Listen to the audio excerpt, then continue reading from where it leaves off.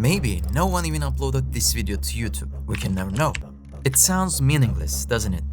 The fact that you are watching this video already proves that someone must have uploaded it, so there is no room left for doubt. Just because you can't see the uploader, does that mean he doesn't exist? Or does it mean that we cannot know whether he exists? Of course not.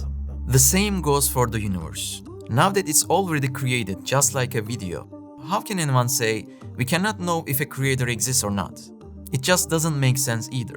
The existence of a creator isn't just about belief, it's something we have to accept based on evidence, reason, and logic. Agnostics say we can never know whether God exists. But here is the strange part. They are not just watching the video, they are actually in it.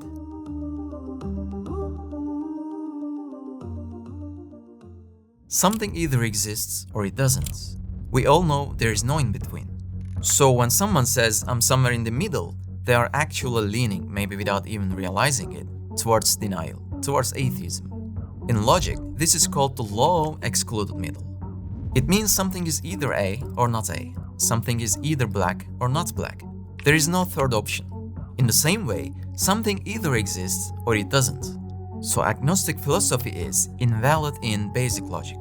And also, knowing that God exists isn't like solving some complicated math problem. It's a truth that's built into us, into both our nature and how we are made.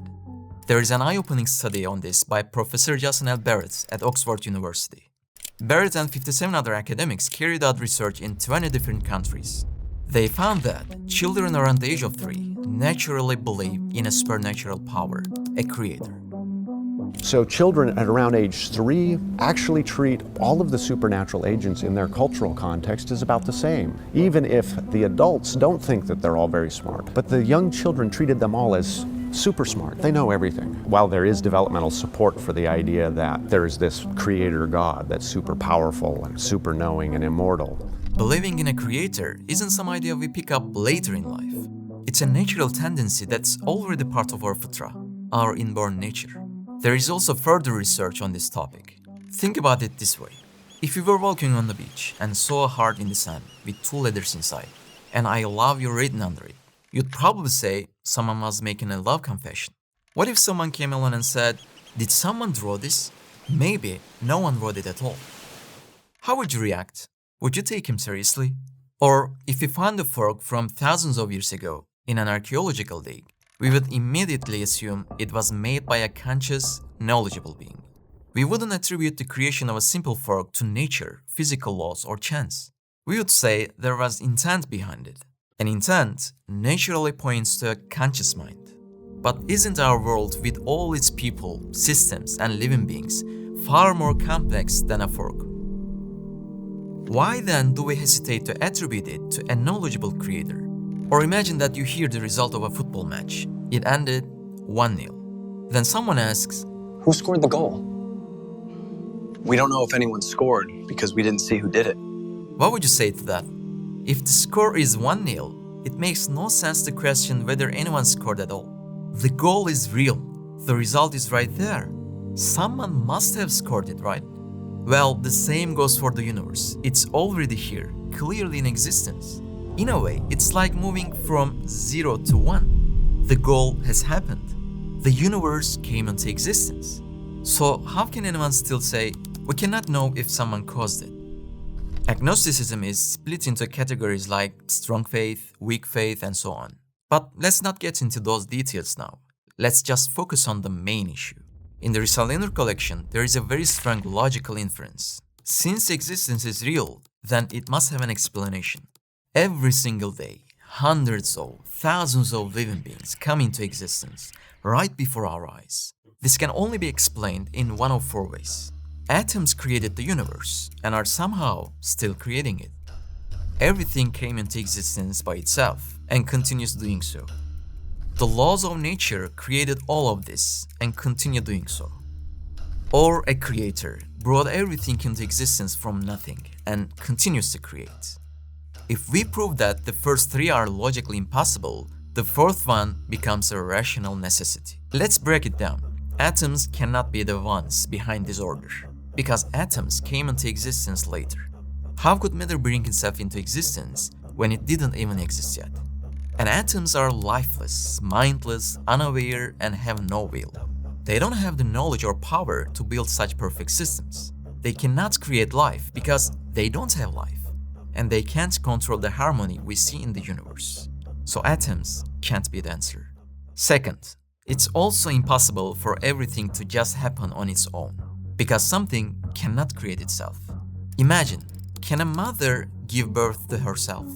Of course not. As we said, in order to exist, it would have to already exist in the first place. But matter is not eternal. It's changing. Something that changes is not infinite. Moreover, when we look at an atom, it's weak, it's blind, it has no awareness, and it has no life. So there has to be an eternal being, full of will and power, unchanging, timeless, full of knowledge, who brought it into being from nothing and controls it. The laws of nature cannot do this on their own either, because a law of nature is not a physical thing.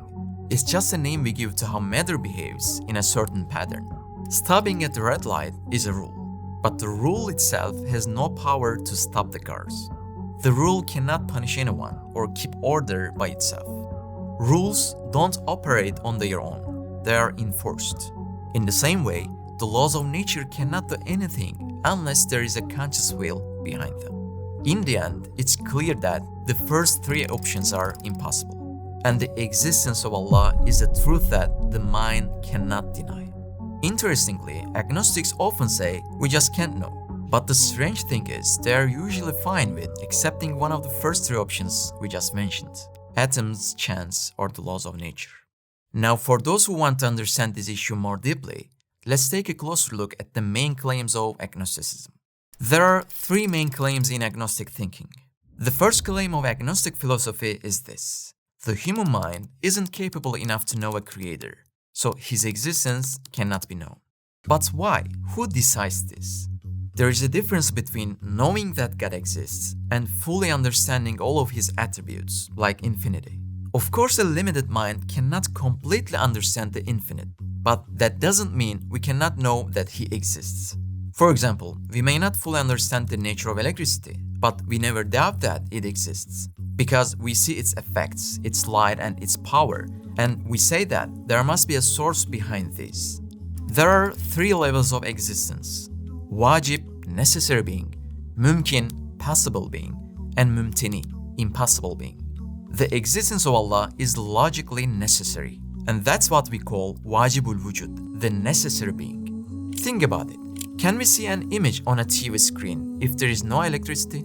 If the main source is gone, everything else disappears with it. It doesn't just collapse, it never even starts. God is the main source of everything, and without him, we cannot talk about anything. If there is smoke, there must be fire. If there is shadow, there is light. If there is a letter, there must be a writer. If there is art, there must be an artist. The act of bringing this universe into existence also has a doer, and that is Allah. There is a remarkable statement in the Risale. An attribute cannot exist without the one it describes. In other words, if there is an attribute, it must belong to someone. For example, if you saw light sparkling on the surface of the sea, you would have to explain it. Either you say there is a sun above that reflects its light, or you accept that each water droplet has its own sun inside it. That's why someone who starts by saying, we cannot know whether God exists, ends up accepting all atoms as gods. But qualities that are reflected in the universe, such as life, mercy, wisdom, generosity, and so on, must belong to one God beyond atoms. The second fundamental claim of agnostic philosophy is this: nothing can be known for certain unless it's observed physically or tested scientifically. But why? Who set this rule? Why should certain knowledge only come from scientific observation? We cannot say that something doesn't exist just because we can't see it.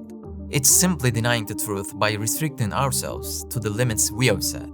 People in Europe once believed that all swans were white, until black swans were discovered in Australia.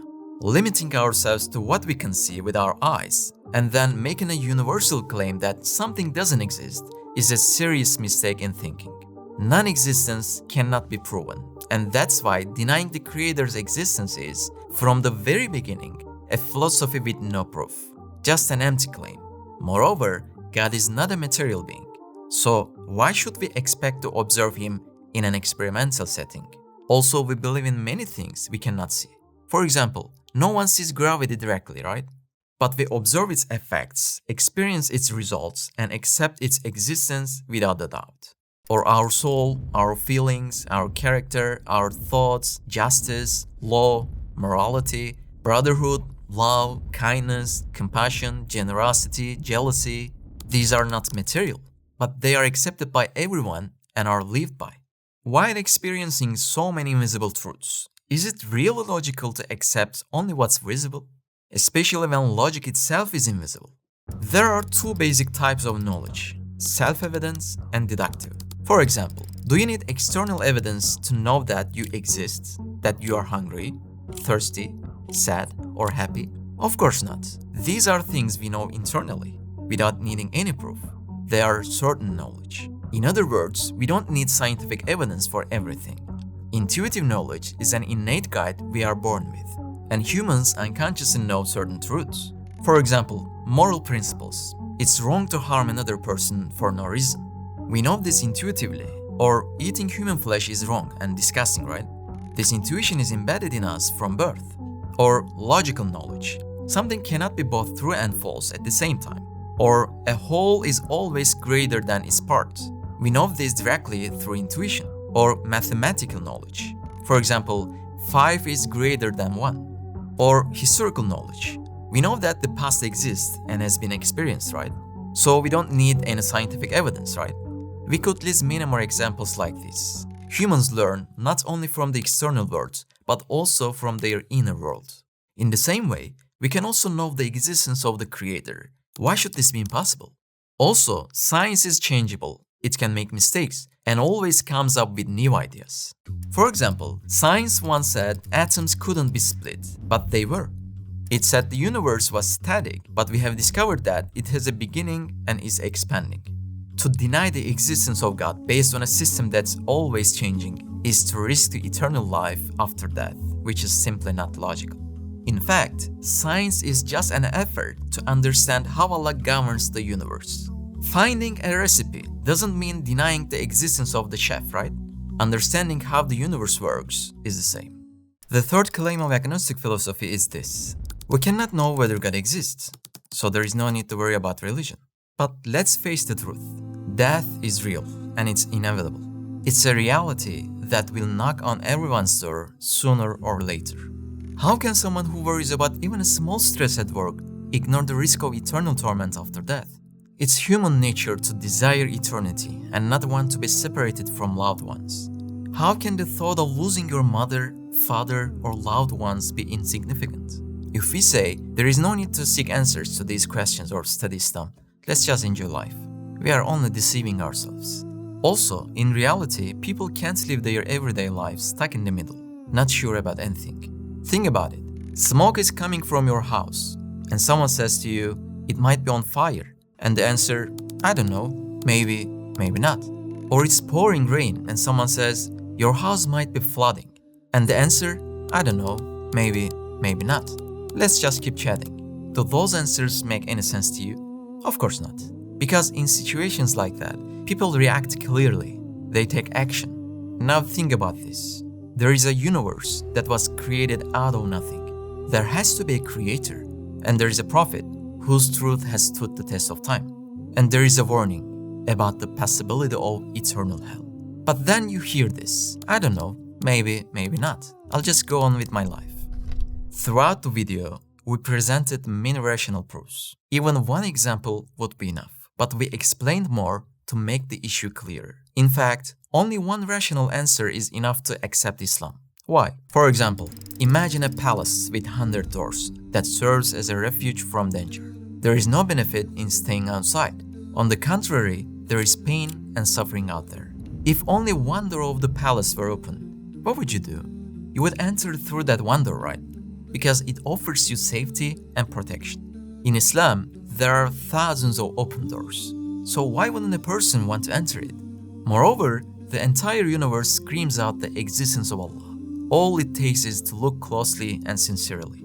The existence of our souls, where did it come from? From the atoms who don't have souls, or the laws that govern everything in the universe? What exactly are these laws? Or the fine-tuning evidence? Doesn't it clearly point to Allah's existence? Additionally, through the evidence of need, the evidence of possibility and limitation, the evidence of cooperation, the evidence of purpose, the scientific and literary miracles in the Quran, its historical miracles and its social miracles, despite being unlettered, our Prophet brought solutions that have remained valuable for centuries. This further demonstrates the existence of Allah. It's intellectually impossible to remain undecided. So, is it more reasonable to be preoccupied with imaginary uncertainties? Or is it wiser to step towards the truth where mind and heart meet toward Islam? Life is a journey that passes in the blink of an eye. One day, it will end suddenly. When that day comes, you will no longer have the luxury of saying, I don't know. Now, while you are still breathing, it's time to think. Take a step. If eternal life is in question, how rational is it to remain blind to the greatest possibility? What if it's real? What if the one who created you is waiting for you? What if there is a God who loves you, knows you, and is ready to forgive you? Then do yourself the greatest favor. Don't be afraid to face the truth. Agnosticism wants to keep you standing at the threshold of that door. But if you take that step, you might truly feel the meaning of your existence for the very first time. The choice is yours.